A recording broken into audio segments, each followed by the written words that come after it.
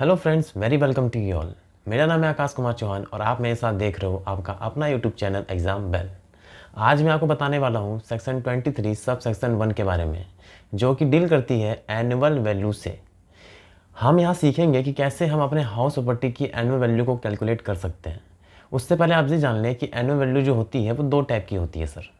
सबसे पहले जीएवी और NAV, gross annual value and net annual value. हम जो यहाँ बात करने वाले हैं वो पूरी तरह से बात करने वाले हैं ग्रॉस एनुअल वैल्यू की, कि जीएवी सर कैसे कैलकुलेट करते हैं। तो हम सबसे पहले सीखेंगे कि जीएवी कैसे कैलकुलेट करते हैं, उसके बाद हम बात करेंगे कि एनएवी कैसे कैलकुलेट की जाती है। तो आइए सर अपने वीडियो को स्टार्ट करते हैं और जानने की कोशिश करते हैं कि आखिर जीएवी कैसे कैलकुलेट की जाती है। उससे पहले मैं आपको एक बात बताना चाहता हूँ कि हमारे पास 4 केस हैं। आप केस को समझिए सर अच्छे से। हम आज जो बेसिक डील करने वाले हैं वो प्रॉपर तरीके से डील करने वाले हैं सिर्फ और सिर्फ लेट आउट प्रॉपर्टी से।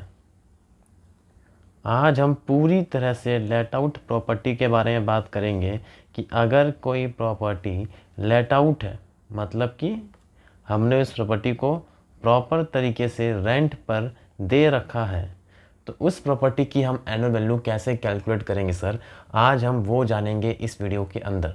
तो अगर आप ये सोचकर आए हैं कि हम देखने वाले हैं सेल्फ ऑक्यूपाइड, तो बिल्कुल नहीं सर, हम पार्ट बाय पार्ट सभी वीडियो में बात करेंगे। तो आज ये वीडियो है पूरी तरह से डेडिकेटेड है सर लेट आउट प्रॉपर्टी के ऊपर सर। तो हम जानेंगे लेट आउट प्रॉपर्टी में कैसे हम कैलकुलेट कर सकते हैं अपनी जीएवी। तो आइए अपने वीडियो को स्टार्ट करते हैं। उससे पहले अगर आपको मेरी वीडियो अच्छी लगती है तो प्लीज़ मेरी वीडियो को लाइक करें, उससे मुझे मिलता है लॉट्स ऑफ मोटिवेशन। और मेरे चैनल को सब्सक्राइब करना बिल्कुल नहीं भूलें सर, क्योंकि इस चैनल पे आपको इनकम टैक्स की बहुत सारी वीडियो मिलेगी जो आपके लिए बहुत हेल्पफुल हो सकती है। तो आइए अपने वीडियो को स्टार्ट करते हैं और जानने की कोशिश करते हैं। सबसे पहले हमको कुछ बातों का ध्यान रखना होगा सर, जैसे कि कुछ कंसेप्ट्स के मीनिंग अपने को जानने होंगे। जिसमें पहला है फेयर रेंट सर, दूसरा जो है वो है म्युनिसिपल वैल्यू, कि आखिर म्युनिसिपल वैल्यू क्या होती है। तीसरा स्टैंडर्ड रेंट,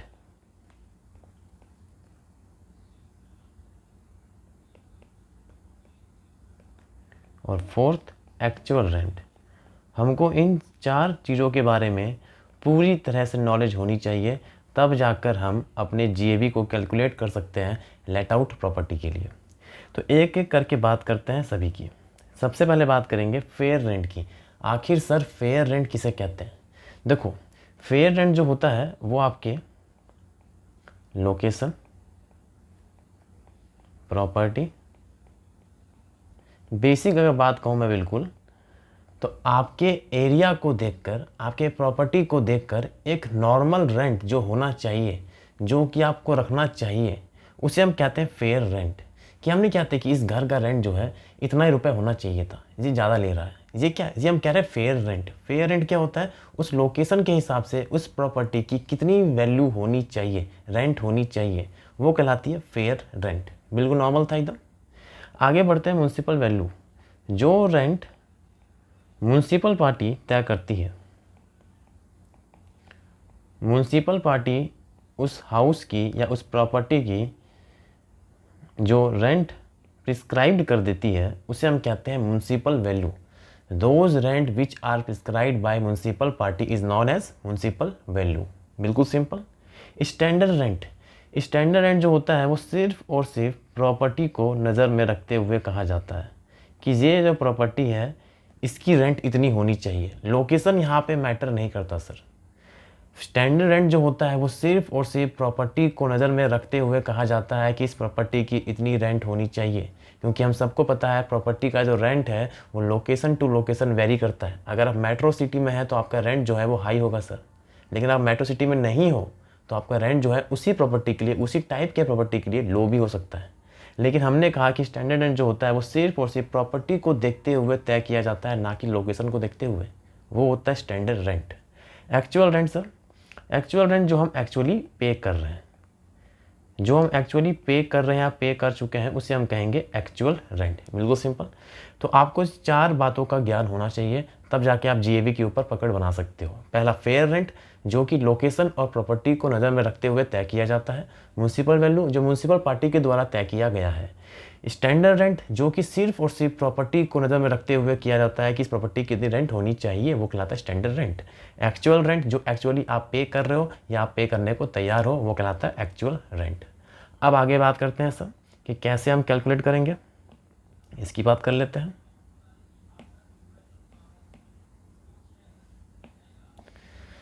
अब देखो, अब अगर हम बात करते हैं जीएवी निकालने की कि सर कैसे कैलकुलेट करें जीएवी, तो जब हम जीएवी ग्रॉस एनुअल वैल्यू की बात करते हैं, सिर्फ और सिर्फ लेट आउट प्रॉपर्टी के लिए बात हो रही है अभी, लेट आउट प्रॉपर्टी के लिए, तो सबसे पहला जो कंडीशन कहा गया है वो कहा गया है कि फेयर रेंट और म्युनिसिपल वैल्यू, मतलब आपकी फेयर रेंट और municipal value which ever is higher. आपने कहा सही तो बहुत आसान है, लेकिन बिल्कुल नहीं। विच एवर इज हायर, जो इसमें से ज़्यादा होगी, क्या वो जीएवी होगी? बिल्कुल भी नहीं सर। जो इनमें से ज़्यादा होगी आर सिलेक्टेड, उसको हमने अभी सिलेक्ट किया है, याद रखिएगा, वो जीएवी नहीं बनी, उसको हमने सिलेक्ट किया है अभी। मतलब इन दोनों में से जो ज़्यादा होगा उसको हम आगे भेजेंगे, अभी जीएवी नहीं निकली, उसको हम आगे भेजेंगे। तो जो भी इसमें से हायर होगा, हम मान लेते हैं कि वो ए पॉइंट में आ जाएगा, ठीक। जो भी इनमें से हायर होगा वो ए पॉइंट में आ जाएगा, तो हायर अमाउंट यहाँ लिखेंगे ए में। अब चाहे वो फेयर रेंट हो चाहे वो म्युनिसिपल वैल्यू हो, दोनों में से जो भी ज़्यादा है वो हम यहाँ पे लिख देंगे ए में, और फिर उसको कंपेयर करेंगे, हायर अमाउंट को कंपेयर करेंगे। हायर अमाउंट जो भी एम आर, एफ आर या एम बी, कुछ भी हो सकता है हायर अमाउंट, एफ आर और एम बी से जो हायर होंगे उसको वहाँ लिखेंगे and compare it with standard rent, और स्टैंडर्ड रेंट से कंपेयर करेंगे। अब आप एक बात समझो, यहाँ जो मैं हायर लिख रहा हूँ, यहाँ पे हायर में दोनों ही अमाउंट में से कोई एक अमाउंट हो सकता है, फेयर रेंट और म्युनिसिपल वैल्यू दोनों में से कोई भी हो सकता है, लेकिन जो बड़ा होगा वो यहाँ लिखा जाएगा बस। तो जो एफ आर में और एम वी में जो ग्रेटर है उसको सिलेक्ट किया गया है आगे कंपेयर करने के लिए। तो एफ आर और एम वी, फेयर रेंट और म्युनिसिपल वैल्यू में से जो भी सिलेक्ट हुए उसको हम कंपेयर करेंगे विद स्टैंडर्ड रेंट। क्लियर? इनमें से विच एवर इज लोअर, इनमें से जो लोअर है इज सिलेक्टेड, उसको सिलेक्ट किया गया है, वो जीएवी नहीं है, उसको सिलेक्ट किया गया है। अब आप यहाँ देखो, उसको सिलेक्ट किया गया, उसको हम यहाँ लिख लेते हैं ए का पार्ट 1। अब इनमें से जो लोअर है, इनमें से जो लोअर है उसको हम यहाँ लिखेंगे। तो जो भी लोअर अमाउंट आपको मिली उसको आप यहाँ लिखोगे, ठीक। और कंपेयर विद एक्चुअल रेंट। अब उन तीनों में से, तीनों तो नहीं कहेंगे, पहले इन दोनों में से जो भी बड़ा हुआ उसको हमने यहाँ पे लिखा, उसके साथ हमने स्टैंडर्ड रेंट को कंपेयर किया, उनमें से जो छोटा हुआ उसको हमने यहाँ पे लिखा,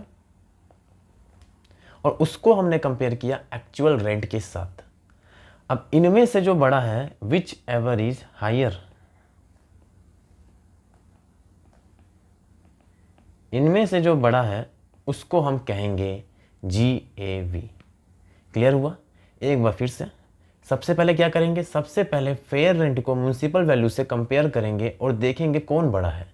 विच एवर इज हायर उसको कंपेयर करेंगे स्टैंडर्ड रेंट के साथ। तो जो हायर वैल्यू है compare with standard rent which ever is lower, जो इनमें से छोटी होगी, जो छोटी होगी उसको कंपेयर करेंगे एक्चुअल रेंट के साथ। अब उनमें से जो बड़ा होगा वो कहलाएगा GAV। क्लियर हुआ? अगर अभी भी क्लियर नहीं हुआ है तो एक एग्जांपल के साथ इसको क्लियर करने की कोशिश करते हैं और आते हैं मेरे नोट्स के ऊपर। अगर आपको ये नोट्स चाहिए मेरी, तो आप मेरे दिए गए लिंक के ऊपर क्लिक करके इस नोट्स को डाउनलोड कर सकते हैं बहुत ही ईजिली, ठीक है। तो अभी अपने नोट्स के ऊपर आता हूँ मैं और आपको दिखाता हूँ ईजी तरीके से। तो पहले तो ये मेरा नोट्स रहा, ये रहा section 23, section 23(1) sub section 1 annual value of house property, ठीक। लेकिन किस केस के लिए? लेट आउट प्रॉपर्टी के लिए, सिर्फ only for let out property. साफ साफ लिखा हुआ है, ध्यान से देखिएगा। बोला गया है फेयर रेंट और municipal value which ever is higher, जो भी इन दोनों में से ज़्यादा है उसको हमने सेलेक्ट कर लिया। उसके बाद हमने कहा कि इसको हम कंपेयर करेंगे स्टैंडर्ड रेंट के साथ, जो भी इसमें कम है उसको हमने सेलेक्ट कर लिया, और जो कम वैल्यू आई है उसको कंपेयर करेंगे एक्चुअल रेंट के साथ, और जो ज़्यादा है उसको हम कह देंगे GAV। सर समझ नहीं आ रहा, तो एग्जाम्पल पे आते हैं और एग्जाम्पल पे नंबर के साथ इसको समझने की पूरी तरह से कोशिश करते हैं। फेयर रेंट आपको दी गई है 10,80,000, क्लियर है। म्यूनसिपल वैल्यू 8,64,000, स्टैंडर्ड रेंट 9,60,000 और एक्चुअल रेंट 12 लाख रुपीज़ दी गई है। ठीक, देखो कैसे कंपेयर करेंगे। सबसे पहले हम कंपेयर करेंगे फेयर रेंट और स्टैंडर्ड, गलत हो गया, स्टैंडर्ड नहीं, fair rent with municipal value which ever is higher. इनमें से बड़ा क्या है चेक कर लेते हैं। तो 10,80,000 और 8,64,000, 10,80,000 and 8,64,000 which ever is higher. Higher amount आपके लिए है 10,80,000। तो इनमें से जो बड़ा हुआ उसको हमने सेलेक्ट किया आगे के लिए। तो यहाँ पे हमारा आंसर आ गया 10,80,000। ठीक, तो FR और MV में से आगे कौन गया? आगे गया आपका FR। इस केस के लिए 10,80,000 आपका सक्सीड कर गया, आगे चला गया। इसको कंपेयर करोगे आप आपके स्टैंडर्ड रेंट के साथ 10,80,000 और 9,60,000, या हम कह सकते हैं जो भी आपका हायर अमाउंट आया वो higher amount and with standard rent, compare with standard rent. इसमें जो लोअर है, इसमें जो भी लोअर है उसको हम सेलेक्ट करेंगे। अब इसमें लोअर क्या है सर? तो इसमें लोअर आया आपका 9,60,000, क्लियर है। Compare it with actual rent, तो 9,60,000 कंपेयर विद 12 लाख रुपीज़। अब इनमें जो बड़ा है उसको हम कह देंगे GAV। तो 960 में और 12 लाख में आपके हिसाब से कौन बड़ा है? तो 12 लाख जो है वो काफ़ी बड़ा है, इसको हम कहेंगे हायर अमाउंट। और जो हायर अमाउंट आपके लिए बन जाएगा अब 12 लाख रुपीज़ बन जाएगा आपके लिए GAV, gross annual value, clear है। तो बहुत ही सिंपल था। फेयर रेंट और municipal value which average higher, higher amount compare with standard rent which average lower, lower amount compare with actual which average higher, clear. अब देखो इसका एक एक्सेप्शन आपको दिखाता हूँ मैं। यहाँ पे आपका जो फेयर रेंट है वो दिया गया है 12 मंथ के लिए। यहाँ पे जो म्यूनसिपल वैल्यू है वो भी है 12 मंथ के लिए। यहाँ पे जो स्टैंडर्ड रेंट है वो भी है 12 मंथ के लिए, जबकि एक्चुअली में आप वहाँ खाली 8 मंथ के लिए रुके। ठीक, अब सब कुछ 12 मंथ के हिसाब से है, लेकिन एक्चुअल रेंट जो है वो 8 मंथ के हिसाब से है। यहाँ आपको एक छोटी सी कहानी समझनी होगी। हम चीज़ों को कंपेयर करते हैं उन्हीं से जो हमारे लेवल के होते हैं। अगर आप कंपेयर करना चाहोगे क्लास 12 के लड़के को क्लास 1 के लड़के से, तो ये बिल्कुल नाइंसाफ़ी हो जाएगी। हम क्लास 12 के लड़के को क्लास 12 के लड़के के साथ कंपेयर कर सकते हैं। तो आपका लेवल सेम होना चाहिए, लेवल सेम होगा तभी हम कंपेयर कर पाएंगे। जब लेवल आपका सेम नहीं है यहाँ पे, तो आप कंपेयर नहीं कर सकते। आपका बाकी अमाउंट 12 मंथ पे है और एक अमाउंट 8 मंथ पे है, तो आप इसको कंपेयर नहीं कर सकते। या तो आप इन सभी अमाउंट को 8 मंथ में बदलो, ट्रांसलेट करो, कन्वर्ट करो, ठीक।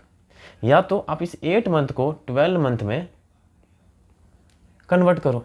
तो ज़्यादा आसान ये होगा कि हम एक ही अमाउंट को कन्वर्ट कर लेते हैं। भाई 3 अमाउंट को कन्वर्ट क्यों करें, एक अमाउंट को कन्वर्ट कर लेंगे 12 मंथ के हिसाब से, और फिर हम बाकी सबको कंपेयर कर पाएंगे ईजिली। लेकिन यहाँ पे एक बात समझने वाली है, क्या आप उस घर में 12 महीने रुके थे? बिल्कुल नहीं। हमने सिर्फ कंपेयर करने के लिए 12 मंथ को पकड़ा है, ठीक। आपको मैं समझाता हूँ अभी न्यूमेरिकल के साथ, आपको बहुत अच्छे समझ में आएगा मैं क्या कहना चाह रहा हूँ। कंपेयर करते हैं, हमने कहा फेयर रेंट और municipal value which ever is higher. इनमें से जो बड़ा है ना सर, उसको आप सेलेक्ट कर लो। मैंने कहा 10,80,000 and 8,64,000 which ever is higher are selected. Select कौन हुआ? सिलेक्ट हुआ 10,80,000। तो हमने कहा 10,80,000 आ गया, हमने इसको सिलेक्ट कर लिया। And compare it with standard rent, माने कि 9,60,000। अभी तक तो सबका लेवल सेम है। विच एवर इज लोअर, इनमें से जो लोअर है सर उसको आप सिलेक्ट कर लो। मैंने कहा इनमें से जो लोअर है उसको मैं सिलेक्ट कर लेता हूँ, तो 9,60,000।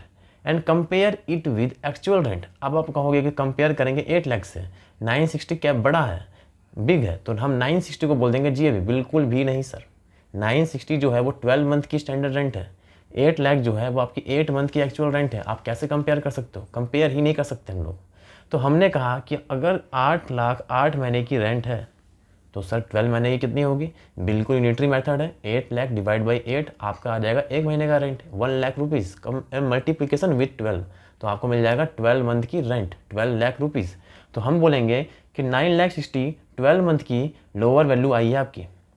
Compare it with actual rent of 12 month, अगर होती तो compare it with 12 lakh rupees, जबकि ये एक्चुअल नहीं है सर, ये हमने कंपेयर करने के लिए इसको रखा है 12 लाख।